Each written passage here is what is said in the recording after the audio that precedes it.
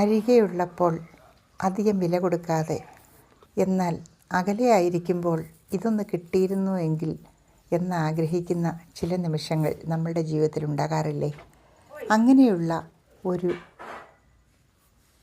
ചിത്രമാണ് ഇത് എൻ്റെ മനസ്സിൽ കൊണ്ടുവരുന്നത്.